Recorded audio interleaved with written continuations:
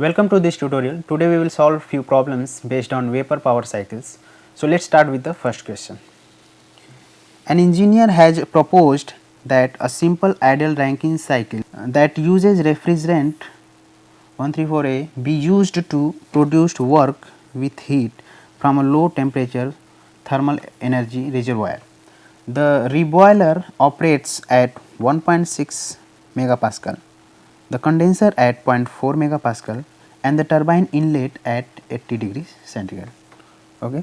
Determine the refrigerant mass flow rate needed for this cycle to produce 750 kilowatt of power and the thermal efficiency of the cycle.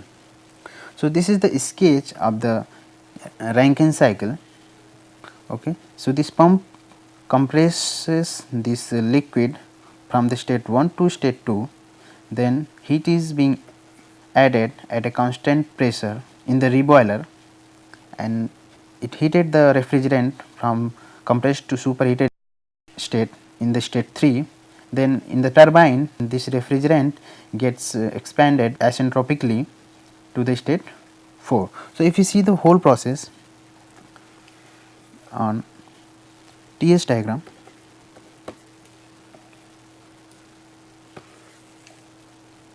so the process 1 will start from the saturated liquid. So, it is compressed asymptotically from the state 1 to 2. Okay. Now, heat is being added in the reboiler at a constant pressure. So, the state will change and it is added till it is superheated. Okay. So, now from the state 2 to 3,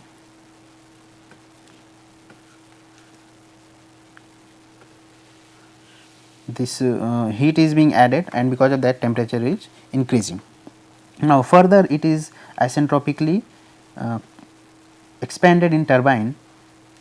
So, it will come from 3 to the state 4 and finally from the state 4 to state 1, because it loses its heat to the surrounding and comes back into the saturated liquid state. So, this is the complete ideal Rankine cycle. So, heat is coming in here and it will lose heat here. Okay. Now, we need to find thermal efficiency and the mass flow rate of the refrigerant. So, it is given that initially a condenser is working at 0.4 megapascal. So, this is the pressure of state 1 and reboiler is working at 1.6 megapascal. Okay. So, this is the pressure at state 3. Since pressure at state 1 is 0.4 megapascal, so enthalpy at that state will be equal to enthalpy of the fluid at this pressure. Why? Because this is saturated liquid. So, there is no vapor. So, from the table A12 we get H1 equal to 63.94 kilojoule per kg. Okay. Corresponding V1 will be volume at 0.4 megapascal. Okay. So, this will be again 0.0007907 meter cube per kg. Okay. Now, so during this compression work done by the pump will be equal to change in flow energy of fluid, because here if we calculate work done by the pump, it will be just change in flow energy of the refrigerant, which will be V1 times P2 minus P1. Okay. So, V1 we already calculated. So it will be 0.07907 meter cube per kg times pressure P2 minus P1. P2 is 1.6 megapascal, which is 1600 kilopascal minus 400 kilopascal. So this gives total 0.95 kilojoule per kg. So this much of work is being done by the pump on the refrigerant. Okay, from the energy balance on the pump we get H2 equal to enthalpy of this state 2 will be equal to enthalpy of the saturated liquid plus work done by the pump on the refrigerant. So this will be equal to 63.94 plus 0.95 kilojoule per kg. So after solving it we get H2 equal to 64.89 kilojoule per kg. Now it is given that boiler operates at 1.6 megapascal, that is P3 equal to 1.6 megapascal. T3, the inlet temperature is also given, which is 80 degree centigrade. Okay. And so it is a superheated state. So from the table A13 corresponds to these conditions, we get S3 enthalpy at the state 3 equal to 305.07 kilojoule per kg. Okay. Now further corresponds to this condition, S3 entropy will be equal to 0.9875 kilojoule per kg into Kelvin. Since condenser is operating at 0.4 megapascal, okay, so P4 is 0.4, S4 equal to S3 because it is an isentropic process. Okay. So corresponds to this, we get H4 equal to 273.21 kilojoule per kg. Now we can calculate heat coming in the cycle equal to S3 minus H2. Right.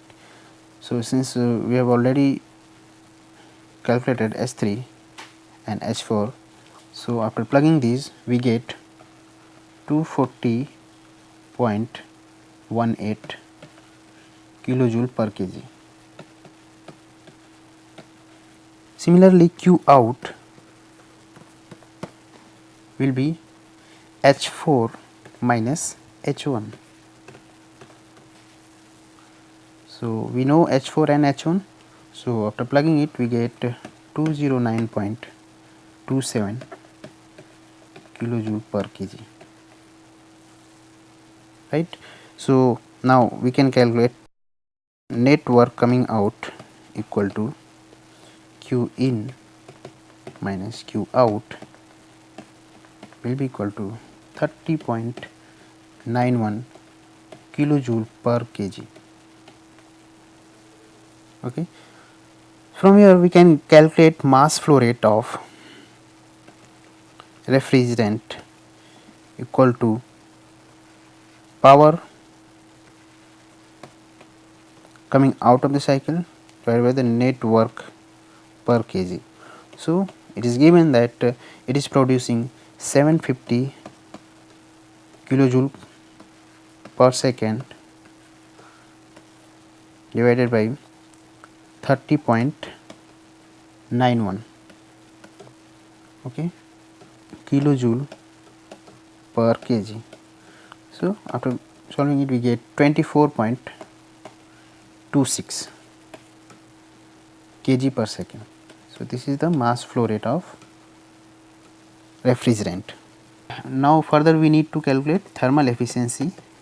So thermal efficiency is nothing but 1 minus Q out upon Q in.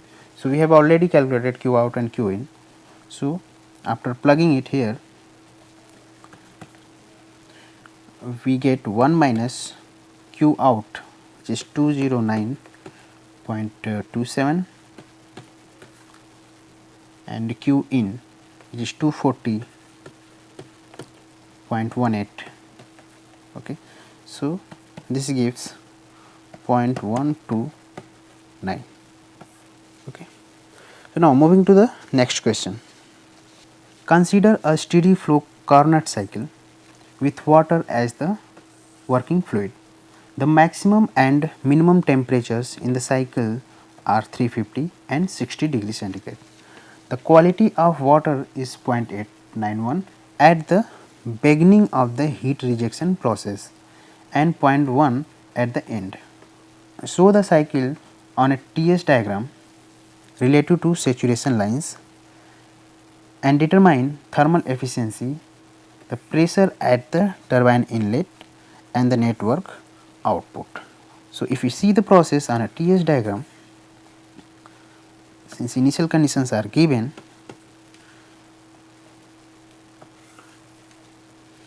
it is given that during heat rejection process initially quality is 0.891. So heat rejection process will take place at a constant temperature in Carnot cycle, and since quality is 0.891, so that point will be somewhere here, and it is also given that at the end of this process quality is 0.1. So this point is corresponds to 0.1 quality, because mostly water is here. Okay, so quality is 0.891 to 0.1. Further it will be compressed asymptotically since it is a Carnot cycle. So it will look like this, the whole process will be like this. So 1, 2, 3 and 4. So these 3 and 4 are corresponds to 0.891 and 0.1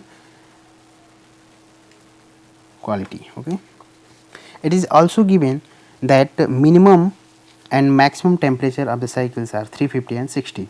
So minimum temperature will be corresponds to this, which is 60 degrees centigrade, and maximum will be corresponds to this, which is 350, right. So heat will be rejected here and heat is coming in here. Okay, now it is asked to calculate thermal efficiency. So what is thermal efficiency? Thermal efficiency of the Carnot cycle is 1 minus TL upon TH. Okay, so 1 minus 60 plus 273 Kelvin divided by 350 plus 273 Kelvin. Okay, so the thermal efficiency will be 46.5%. Now in the second part, the pressure at the turbine inlet. Okay, so we have to calculate P2 value. Okay, so S2 entropy at this state will be equal to entropy at the state 3, because it is an asymptotic process, asymptotic expansion. S3 equal to entropy of the fluid plus quality at this state 3 and SFG. So at this temperature, from the saturated water table we get SF, SF equal to 0.8313, quality is given 0.891 at the state 3, 0.891 into 7.0769. Okay. So after solving it we get 7.1368, okay, kilojoule per kg Kelvin. Since T2 equal to 350 degree centigrade, okay, and S2 will be equal to 7.1368 because it will be equal to S3, right. So kilojoule per kg into Kelvin. Now we know state 3 informations T2 and S2. So corresponding to this condition we can calculate P2, okay, which is 1.4 mega Pascal, and this can be taken from the table A6 correspond to this condition. In the next part of this question we have to calculate net work, okay. So the net work will be equal to area on the TS, area enclosed on the TS curve, okay. So for that we need to know entropy of the state 4, which will be equal to entropy of the fluid plus quality of the state 4 times SFG, okay. So SF is 0.8313, entropy we know which is 0.1 and 0.70769. Now after solving it we get 1.539 kilojoule per kg to Kelvin. Thus W net will be equal to area, and this area will be equal to TH minus TL times S3 minus S4. So we have to do it here. So after plugging these values TH, TL, S3 and S4, S4 we have already calculated, okay. So after plugging we get W net equal to 1623 kilojoule per kg, okay. So now moving to the next question. A space is kept at minus 23 degree centigrade by a vapor compression refrigeration system in an ambient at 25 degrees centigrade. The space gains heat steadily at a rate of 3500 kilojoule per hour, and the rate of heat rejection in the condenser is 6000 kilojoule per hour. Determine the power input in kilowatt, the COP of the cycle, and the second law efficiency, okay. So if we see the process, so it takes heat from the space which is at minus 23 degree centigrade, okay, and rejects it at 25 degree centigrade, and it is asked to calculate power input, right. So we have to calculate power input, COP of the cycle, and second law efficiency of the system. Now the power input would be equal to Q dot H minus Q dot L. So it is given in the question Q dot H is 6000 minus Q dot L is 3500 kilojoule per hour, okay. So we get 2500 kilojoule per hour, but we need to calculate in kilowatt. So, we have to change it further, 2500 kilojoule per hour, and since 1 kilowatt is equal to 3600 kilojoule per hour. Okay, so after solving it we get 0.6944 kilowatt. So this much of power going into the cycle. Next we have to calculate COP of refrigerator. COP of refrigerator is nothing but QL dot upon power going into the cycle. So Q dot L is nothing but 3500 upon this much kilowatt,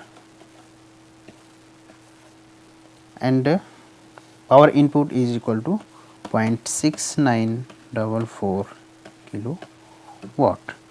So COP of R will be equal to 1.4 after solving that. Now COP of the Carnot cycle. Now if this cycle operates on Carnot principle, okay, then the COP will be equal to TL upon TH minus TL. Okay. So TL is given to 50 is minus 23 degree centigrade, and TH is 25 degree centigrade, which is 298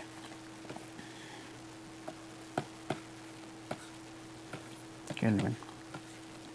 So after solving it we get 5.208. So second law efficiency equal to eta equal to COP of actual refrigerator to the COP of refrigerator when it follows Carnot cycle. Okay. So now we know COP of R and COP of Carnot cycles. So after plugging value here 1.4 upon 5.208,